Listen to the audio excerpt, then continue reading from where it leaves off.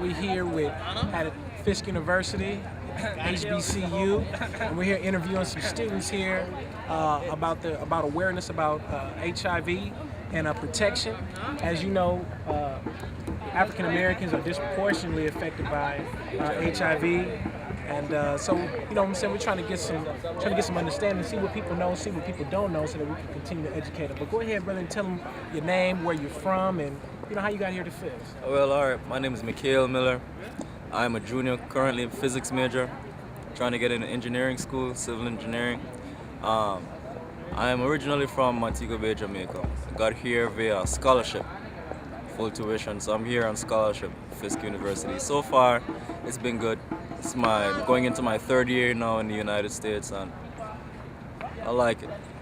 Fisk, the environment here is really friendly, small school, lots of camaraderie, lots of friendship, brotherhood, that kind of thing. Really appreciate that. That's what's up, brother. That's what's up. All right, so I'm gonna ask you a couple questions about HIV and AIDS, and see where we go from there. Right. So, if you were to be tested for HIV, how concerned would you be that the people around you would be less likely to talk to you, or they would shun you? How concerned would you be? If I was tested positive for it, if people were to find out that I had HIV, being on a college campus, I think the likelihood of people wanting to talk to me would be, as opposed to the people shunning me, would be probably like 40 to 60. 40 being talking to me, 60 not talking to me. Because even though we're on a college campus, still there is this phobia. Like, people still kind of have this idea in the back of their minds that, oh, he has AIDS, so I'm going to shun him, because the general population really doesn't understand the disease or what it is about.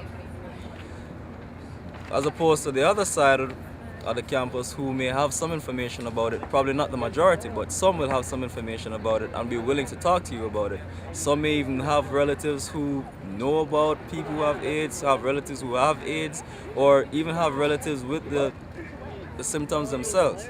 So I'm kind of 40, 60 about people talking to me and people shunning me. Okay. Now, have you ever been tested for AIDS? Just today. You just got tested for AIDS today? Yes, sir. I Great. just did an STD test and everything. Okay, great. So now, was it down inside or were you I somewhere else? Yeah, Okay. I was somewhere else. Okay, cool. So now, how likely do you think that your friends or actually people just on this campus in general would go ahead and go get tested for AIDS? I mean, what do you think? Do you think that that's a major concern? Is that on people's minds here? Well, I think it's not on the forefront of people's minds, but this is a college campus. And to be frank with you, people have sex. College and sex goes hand in hand. A lot of college kids getting out of class, and one of the things to release stress is sex. However, nonetheless, I think here on college campuses, people do take the extra effort to ensure that they're protected. Condoms, things of that nature. However, I don't think it's something that it's on the very forefront of somebody's mind to say, all right, if I'm gonna hook up with a girl, then I got to think, oh, does she have AIDS?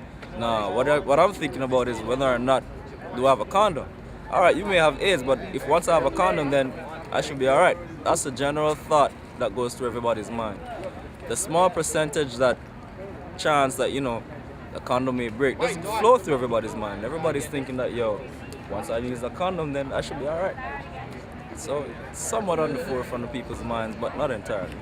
But definitely sex is definitely going on campus. Definitely. And I think people are taking responsibility of ensuring that, they use protection. Great.